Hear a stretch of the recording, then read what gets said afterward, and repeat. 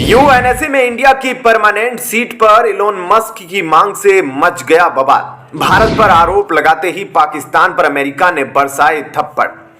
दोस्तों, जब जब यूएनएसए में कुछ बड़ी मीटिंग्स होती है या फिर उससे रिलेटेड कुछ भी होता है तो भारत की वीटो के लिए बात ना उठे, ऐसा हो ही नहीं सकता। और यूएनएसए में इस बार फिर से अमेरिका चीन से भिड़ा है। भारत की वीटो के लिए आपको विस्तार से बताएंगे, लेकिन वहीं दूसरी तरफ भारत पर जब पाकिस्तान आरोप लगा रहा था तो अमेरिका ने कैसे पाकिस्तान पर थप्पड़ बरसाए, वह भी न्यूज हम डिटेल में इसमें कवर करेंगे। दरअसल अमेरिका में सबसे पावरफुल मैन प्रेसिडेंट बाइडेन के बाद कोई है तो इलोन मस्क है। वो अब भारत की वीटो के लिए चीन से भिड़ गए हैं, क्योंकि इलोन मस्क जानते हैं कि भारत के पास वीटो पावर नहीं है। भारत के पास यूएनएसए की स्थायी सदस्यता ना होने की वजह से इलोन मस्क को इस बात पर हंसी आती है और इसलिए उन्होंने ट्वीट करके कहा है कि यह बहुत हास्यास्पद है कि भारत के पास वीटो ताकत नहीं है।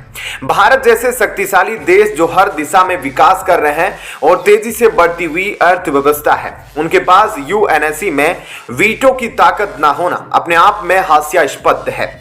बता दें कि भारत को यूएनएसए में वीटो पावर का समर्थन दुनिया भर के देश करते हैं, सिवाय चीन के। चीन हर बार भारत की स्थायी सदस्यता को लेकर अड़ंगा लगा देता है। यही कारण है कि अब भारत की दावेदारी को दुनिया के सबसे अमीर इंसान अरबपति इलोन मस्क का साथ मिल गया है।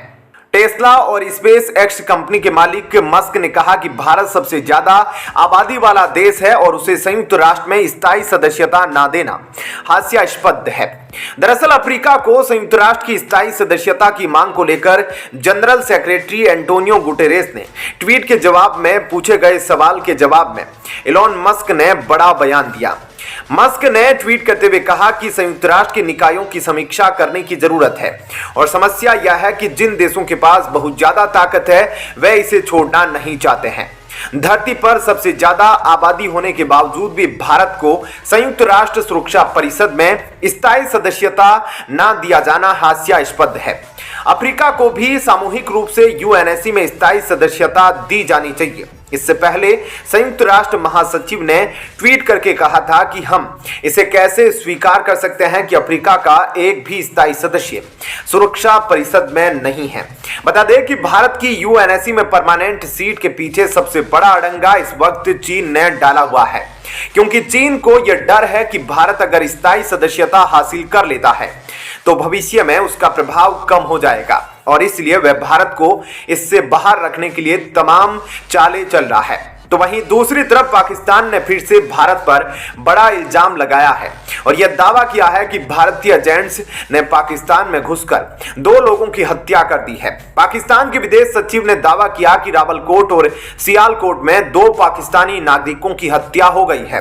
साथ ही इन्होंने यह भी कहा कि इनकी हत्या और भारतीय एजेंट के बीच संबंध के उनके पास पुख्ता सबूत है। उन्होंने आरोप लगाया है कि पाकिस्तान में हत्याएं करने के लिए भारतीय एजेंट भाड़े के लोगों को भर्ती कर रहे हैं और उन्हें फंडिंग भी कर रहे हैं। भारतीय मीडिया और सोशल मीडिया पर इन दोनों की हत्या को कामयाबी के तौर पर दिखाया और इन हत्याओं के लिए भारतीय एजेंट ने हाईटेक तरीके अपनाए।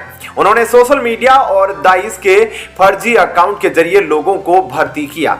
ऐसे में पाकिस्तान की इस इल्जाम पर अमेरिका ने भी प्रतिक्रिया देते हुए कहा कि इस मामले को लेकर हमारे पास कोई विशेष जानकारी नहीं है, इसलिए हम पाकिस्तान की सरकार और भारत सरकार को इस मामले में और अधिक बोलने देंगे। खैर, मामला चाहे जो कुछ भी हो, अमेरिका में जो कुछ भी होता है, फिर चाहे वह छोटा हो या बड़ा, पाकिस्तान हमेशा भारत पर ही इल्जाम लगाता है। क्या कहना है आपका इस पर कमेंट सेक्शन में अपनी राय जरूर बताइएगा।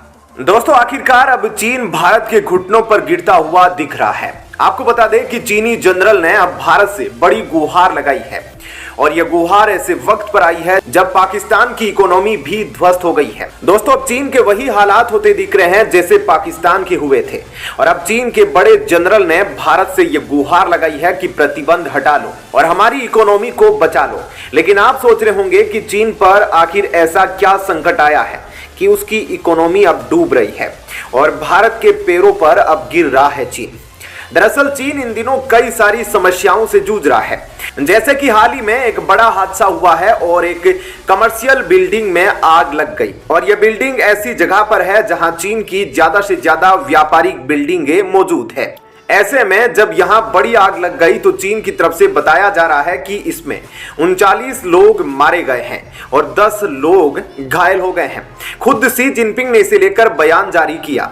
लेकिन अब इसमें बड़ी बात यह है कि अब आग लगने की घटनाएं चीन के अंदर ज्यादा होने लगी है और यह सामान्य हो गई है। और यह इसलिए हो रही है क्योंकि भ्रष्टाचार वहां इतना ज्यादा बड़ा है कि जो बिल्डिंग निर्माण किया गया उसमें सुरक्षा का इतना ध्यान भी नहीं दिया गया। और इसका उदाहरण है कि एक छात्रावास में भी इसी तरह से आग लगने की वजह से 13 बच्चे मारे गए थे। और इससे पहले भी कई सारी ऐसी घटनाएं हुई है जो आग लगने की वजह से हुई है। तो ऐसे में यहां भ्रष्टाचार निकल कर बाहर आ रहा है। दूसरी तरफ प्रकृति भी पीछा नहीं छोड़ रही है, इसलिए गर्मी के मौसम में वहां काफी गर्मी पड़ रही है और फिर बाढ़ आई और उसके बाद यहां भूकंप आए और भूकंप भी यहां बार बार होते जा रहे हैं, जिसकी वजह से यहां रहने वाले 12,000 से ज्यादा लोग अपने घरों को छोड़कर जा चुके हैं। ऐसे में यह सब समस्याएं तो चीन में चल रही है, लेकिन बड़ी समस्या यह है कि चीन की इकोनॉमी और भारत का बदलता हुआ रूप। आपको बता दें कि हाल ही में अमेरिका में एक सर्वे करवाया गया और उस दौरान उनसे पूछा गया कि वे भारत को चुनेंगे या चीन को चुनेंगे, इनमें से कौन सा देश ज्यादा रिस्की है, कौन ज्यादा मैन्युफैक्चरिंग कर सकता है। इस दौरान 59% लोगों का यह कहना था कि चीन में प्रवेश ज्यादा रिस्की है। ऐसे में अब सप्लाई चेन को लेकर दुनिया भर के देश चीन से ज्यादा भारत पर निर्भर दिखाई दे रहे हैं, क्योंकि अमेरिका जिस तरफ ज्यादा चलेगा दूसरे देश भी उसी का अनुसरण करेंगे और उसमें ही ज्यादा निवेश करेंगे। इस बात को चीन भी नोटिस कर रहा है कि उसकी इकोनॉमी में दिक्कत आ रही है। ऐसे में अब चीन यह चाहता है कि पहले की तरह ही सब कुछ हो और यहाँ व्यापार व्यवसाय को उसी तरीके से चलाता रहे।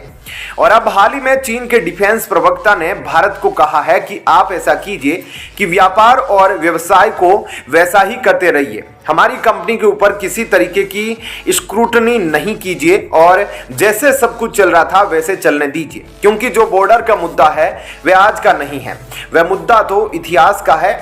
और यह ना ही बुद्धिमानी की बात है और ना ही अच्छी बात है कि बॉर्डर के मुद्दे को द्विपक्षीय रिश्तों के बीच लाया जाए।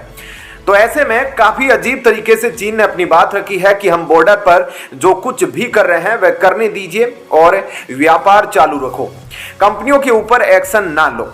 यह सुनने में ही काफी अजीब लग रहा है। खैर, भारत ने यह कहा है कि जो भी व्यापार या इकोनॉमी की बातें होंगी वह तभी होगी जब बॉर्डर पर सारा कुछ ठीक रहेगा। बॉर्डर पर अगर शांति नहीं है तो हमारे बायलैटरल रिश्ते भी खतरे में रहेंगे। ऐसे में भारत ने भी चीन को करारा जवाब दिया है कि भारत अब चीन के साथ अपने द्विपक्षीय रिश्तों को तभी ठीक करेगा जब बॉर्डर पर सब कुछ ठीक होगा।